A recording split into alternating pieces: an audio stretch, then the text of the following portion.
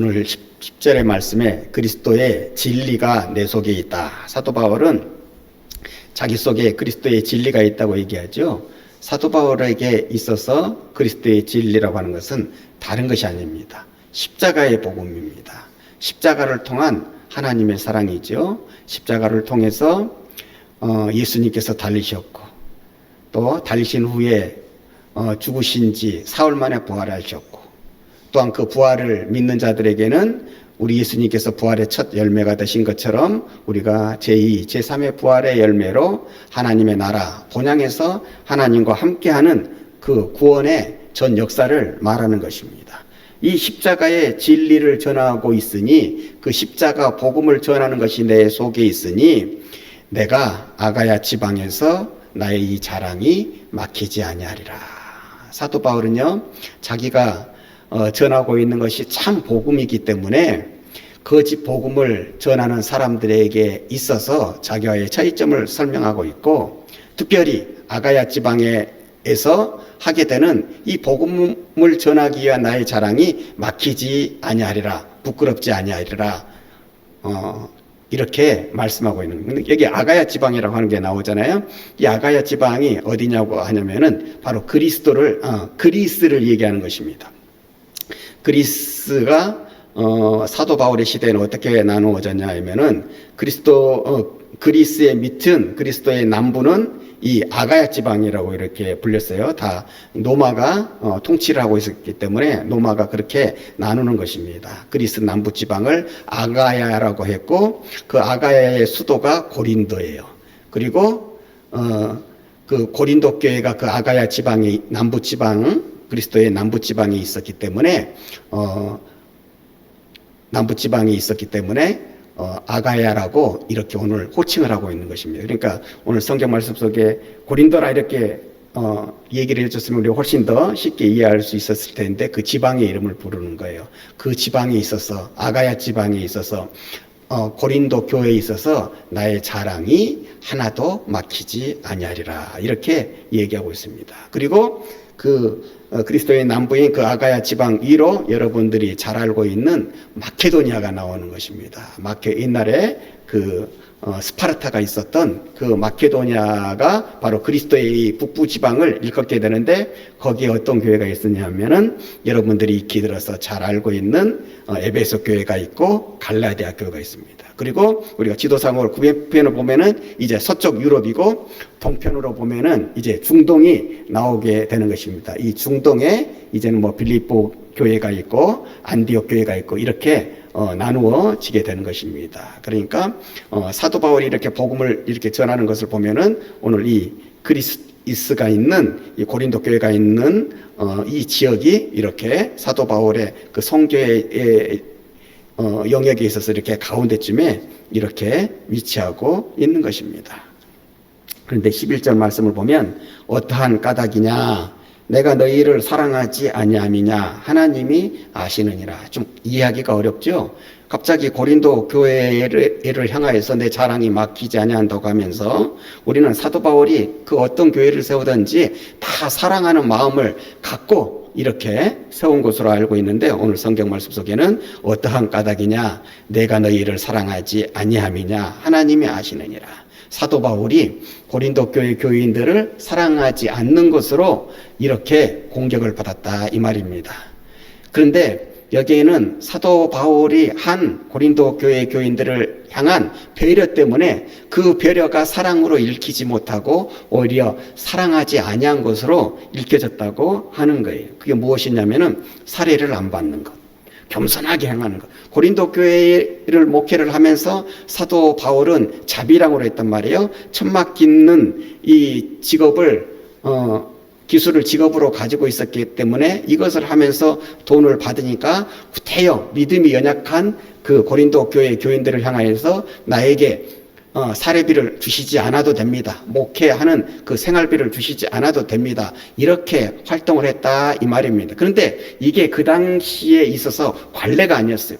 대부분의 관례는 내가 영적인 것을 전하면 그 영적인 것에 대한 보상을 받는 것을 당연하게 여겨지던 시대였다 이 말이에요. 근데 사도 바울이 특별하게 배려하는 마음에서 또한 섬기는 마음에서 이 사례비를 안 받았다고 그러니까 이제 거짓 선생들이 들어와서 자기들 나름대로의 우리가 생각하기에는 안 좋은 교리들이잖아요. 변질된 교리들을 전하게 되면서 그것이 뭐 대단한 것을 전하는 것 마냥 하면서 그들은 사례를 다 받았다 이 말이에요. 이 사례를 받는 것을 당연하게 여겼다 이 말이에요. 그리고 사례를 안 받는 이 사도 바울을 보면서 사도 바울이 여러 가지로 부족하니까, 특별히 사랑하지 아니하니까 너희들이 정성으로 드리는 그 생활비도 그 사례비도 받지 아니하는 것이다, 이렇게 공격을 했다 이 말입니다. 그래서 그렇게 공격하는 이면에는 또 하나가 있는 거예요. 이제 사도 바울이 이 공격을 당하면 어떻게?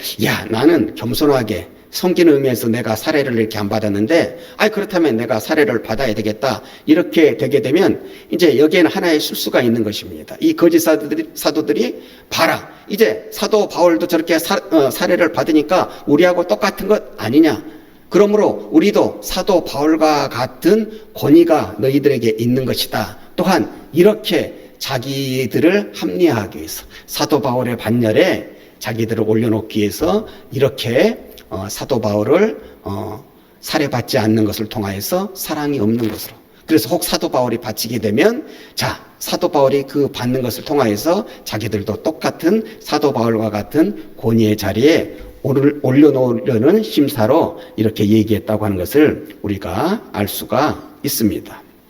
그래서 사도 바울이 오늘 성경 말씀 속에 이렇게 얘기하는 거예요. 어떠한 까닭이냐? 내가 사례를 받지 않는다고 해서 그것이 너희들을 사랑하지 않는 것이라고 될 수가 있겠느냐? 그것이 너희가 주는 그 정성, 나에 대한 공경을 내가 물리치는 것이라고 할 수가 있겠느냐? 나는 그거 안 받아도 너희들을 참으로 사랑하고 있다. 그 사랑의 마음은 누가 제일 잘 아시느냐? 하나님이 잘 알고 계신다. 이렇게 말씀하면서 사도 바울은 이렇게 얘기합니다. 내가 지금까지 행해왔던 것, 너희 고린도 교인들에게 내가 은혜를 받아서 지금까지 말씀으로나 행동으로나 삶에 있어서 그대로 행하게 했던 것, 내가 여기에 대해서 공격을 받는다고 할지라도, 나의 겸손함이 너희들에게 있어서 오히려 내가 약한 사람으로 보여진다고 할지라도, 사례를 안 받는 것까지도 그것이 공격의 대상이 된다고 할지라도 나는 내가 전에 해오던 이 일에 대해서 전혀 바꿀 생각이 없노라, 이렇게 얘기하고 있고, 그렇게 하는 이유가 12절에 나오고 있어요. 우리가 12절을 보게 되면 나는 내가 해온 그대로 앞으로도 하리니 저희를 찾는 자들이 그 자랑하는 일로 우리와 같이 인정을 받으려는 그 기회를 끊으려 함이로다. 나는 지금까지 내가 해온 대로 계속 하겠다는 거예요. 저희를 찾는 자들이 그 자랑하는 일로 우리와 같이 인정을 받으는, 그러니까 사도 바울에게 당신도 복음을 제대로 전하고 싶으면, 제대로 대접받는 목회자가 되고 싶으면 우리가 갖고 있는 것처럼 예루살렘에 가가지고 그 인간들이 발행하는 그 예루살렘 지도자들이 발행하는 그 추천서를 가지고 오시오. 그걸 내놓으면 당신도 정말 목회자라고 하는 것이, 사명을 받은 목회자라는 것이 분명하게 되는 것 아니요. 그런 식으로 자기를 자랑하려고 그 거짓 선지자들이, 거짓 선생들이, 거짓 사도들이 하고자 하는 그 방식으로 내가 그 방식을 안 따라가서 아무리 손해를 본다고 할지라도 나는 그 길을 가지 아니하고, 그렇게 함으로써 저들과 나의 다름, 차별성을 드러냄으로 말미암아 저들이 나 사도 바울 일행과 같은 권위의 반열에 오르는 것을, 그 기회를 내가 온천 봉쇄함이로라. 그러므로 내가 고린도 교인들을 지키고 사랑하는 것을 하나님의 은혜 가운데 나타내려고 한다 이 말이에요. 여러분, 그리고 사도 바울이 사실 이렇게 하는 데에는 또 하나의 역사가 있습니다. 역사를 보여주기, 사람이 일을 하는 것이 아니라 하나님이 일을 하는 것을 보여주기 위함입니다. 물질이 여러 가지로 안 받으면 부족하잖아요. 어려운 게 없지 않아 있잖아요. 쓸 때도 많이 있잖아요. 그러나 그러한 부족한 것, 연약한 것, 고린도 교회 교인들이 다 할 것이, 저렇게 안 받으셔서 어떡하나? 저런 일을 하신다고 하는데 저 정도의 물질이 들어간다고 우리도 번연히 알고 있는데 그것을 어디에서 충당하시려고 그러시나?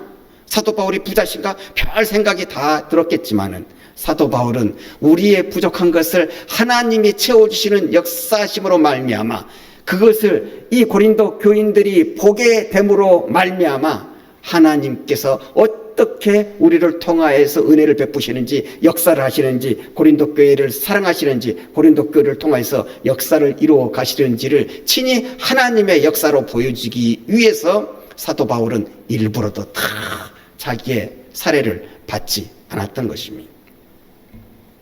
13절 말씀을 보게 되면 그런 사람들은 거짓 사도요 속이는 일꾼이니 자기를 그리스도의 사도로 가장하는 자들이니라. 지금 나를 공격하고 여러 가지로 나를 비난하는 그 사람들이 누구냐? 거짓 사도라 이 말입니다. 속이는 일꾼이요 자기를 그리스도의 사자로 가장하는 자들이니라. 여기서 가장하는 이 단어가 있죠. 이게 성경 원뜻으로 보면은 변장한다고 하는 것입니다. 여러분, 변장은 무엇을 말하는 것입니까? 가장 쉽게 생각하면 변장은 자기 신분을 속이는 것입니다. 자기의 본 모습을 감추는 것입니다. 그러니까 이 사람들은 이렇게 보면은 양의 탈을 쓴 일이라고 볼 수가 있는 것입니다. 우리는 이것을 잘 간파할 수 있어야 되는 것입니다. 예수님께서 우리 보고 뱀같이 지혜롭고 비둘기같이 숙결하라고 하는 것은 이런 공격이 예나 지금이나 우리 그리스도인들을 향하여서 계속되고 있기에, 우리를 미혹하고 있기에 그런 것입니다. 우리가 영적으로 성숙하자 이런 말들을 많이 하지 않습니까? 이런 말을 하는 이유도 여기에 있는 거예요. 우리가 영적으로 성숙하면 이렇게 가짜에 넘어가지 않기 때문에 그렇습니다. 여러분, 우리가 잘 아는 이단도 사실은 가만 생각해 보면 가짜이지 않습니다. 진짜가 아니지 않습니다. 이단은 가짜인 것입니다. 복음의 가짜인 사람들, 그들이 이단인데 사실 우리한테 접근하는 걸 보세요. 우리들보다도 훨씬 더 진짜같이 행동하면서 진짜같이 접근하지 않습니까? 성경도 자기네들이 더 잘하는 것처럼, 성경도 자기네들이 해석하는 것이 더 맞는 것처럼 접근하기에 우리가 성숙하지 못하면 그들의 꼬임에 넘어가게 되는 거예요. 그래서 실족하게 되는 것입니다. 우리가 분명한 것은 이단에게는 진짜가 없다는 것입니다. 복음이 없습니다. 십자가의 복음이 없습니다. 십자가의 진리가 없습니다. 예수 그리스도에 대한 확실한 신앙의 고백이 이단에게는 없습니다. 우리가 이거 하나만 잘 알아도요, 이 세상의 이단은 우리 곁에 아주 많은 이단들이 접근하지 못하게 될 것입니다. 그리고 이 이단의 횡행에 대해서, 이 거짓 선생, 거짓 사도들의 만연에 대해서, 많이 활동하는 것에 대해서 이렇게 생각하라 말씀합니다. 14절에 보면 이런 이단의 횡행이 낯설지 않은 것이라 얘기. 그래서 이상히 여기지 말라. 14절에 이것은 이상한 일이 아니니라. 사탄도 자기를 광명의 천사로 가장하나니. 여러분, 사탄의 직업이 뭔 것 같아요? 사탄의 본업이 사탄은 부자 되는 거 원하지 않습니다. 사탄은 이 세상에서 권력을 가지는 것 사탄이 원하지 않습니다. 목적을 위해서는 그렇게 할 수 있어요. 그 목적이 무엇이냐? 바로 예수 그리스도를 믿는 우리 그리스도인들을 유혹해서 예수 그리스도로부터 끊어내는 것입니다. 그게 사탄의 목적입니다. 그것을 위해서 지금도 예나 지금이나 사탄이 활동하고 있는 것입니다. 그래서 베드로전서 5장 8절 이하에 보면 근신하라 깨어라 너희 대적 마귀가 우는 사자같이 두루 다니며 삼킬 자를 찾나니 너희는 믿음을 굳건하게 하여 그를 대적하라. 근신하라. 깨어라. 영적으로 성숙해라. 믿음의 생활을 잘해라. 신앙의 생활을 열심히 해라. 교회 생활을 열심히 해라. 예배드리는 생활을 열심히 해라. 왜냐하면 이 세상에는 너희 대적 마귀가 우는 사자같이 두루 다니며 항상 기회를 노린다. 삼킬 자를 찾고 노린다 이 말이에요. 그러니 믿음을 굳건하게 하여서 그를 대적하라. 여러분, 우리의 주위에 사탄의 사자들, 사탄의 하수인들이 누구겠어요? 다 이단 아니겠습니까? 그런 이단들이 많잖아요. 무슨 못도 있고 막 이런 말 할 수. 근데 왜 이렇게 사탄이 많지? 왜 이렇게 이단이 많지? 이렇게만 생각할 것이 아니라, 이것을 이상하게 생각할 것이 아니라, 놀라지 말 것이 아니라, 때가 되면 그날이 가까워질수록, 주님 오시는 그날이 가까워질수록 이런 사탄은 더욱더 기승을 부린다고 하는 것을 우리가 알고, 이상히 여기지도 말고 놀라지도 말고 이런 때일수록 믿음을 굳건하게 하여서 스스로를 지키고 교회를 지킬 줄 아는 성도가 되어야 되는 것입니다. 그 사탄의 역할이 15절에 이렇게 돼 있어요. 그러므로 사탄의 일꾼들도 자기를 의의 일꾼으로 가장하는 것이 또한 대단한 일이 아니니라. 그들의 마지막은 그 행위대로 되리라. 사탄의 일꾼들이 변장하는 것이 누구로? 의의 일꾼으로 가장하는 것이 대단한 일이 아니죠. 왜? 그것이 그들의 본업이기 때문에. 그렇게 해서 우리를 그리스도 예수로부터 끊어내야 되기 때문에, 그것이 그들의 목적이기 때문에 그들은 항상 기회를 촘촘히 노리고 있다는 것입니다. 그러나 그들의 마지막은 어떻게 되느냐? 그 행위대로 되는 것입니다. 심판이 있다 이 말씀입니다. 요한복음 5장 29절 이하에 보면 선한 일을 행한 자는 생명의 부활로, 악한 일을 행한 자는 심판의 부활로 나오리라. 여러분, 사탄으로 시작되는 이단의 역사가 언제 끝날 것 같습니까? 가만히 생각해 보면 이것은 기독교의 역사와 같이 끝날 것입니다. 거짓 사도도 대변되는 사탄의 역할은, 주님의 몸된 교회를 망가뜨리려는 사탄의 역할은 주님 오시기 전까지는 계속되겠지요.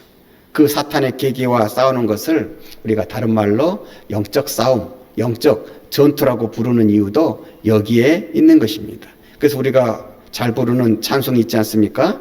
우리들의 싸울 것은 육체 아니요, 우리들의 싸울 것은 혈기 아니요, 마귀 권세 힘써 싸워 이겨버리고 죽을 영혼 살릴 것일세. 그리고 그 마귀들과 싸움에 가지고 나아가야 될 우리의 무기는, 그 찬송가에 그렇게 말씀하고 있지, 하나님의 말씀. 우리는 말씀을 가지고 그 말씀을 굳게 믿음으로, 그 말씀이 우리의 가장 큰 병기가 되어서 온갖 사탄의 계계에도 무찌르고, 마지막 때 우리 주님 정말 우리에게 오셔서 모든 것을 판단하실 때, 그 행위대로 심판하실 때, 이때의 악한 자들은 심판의 부활로, 우리는 생명의 부활이라고 하는 승리의 부활로 이렇게 하나님 앞에 나아가게 되는 것입니다.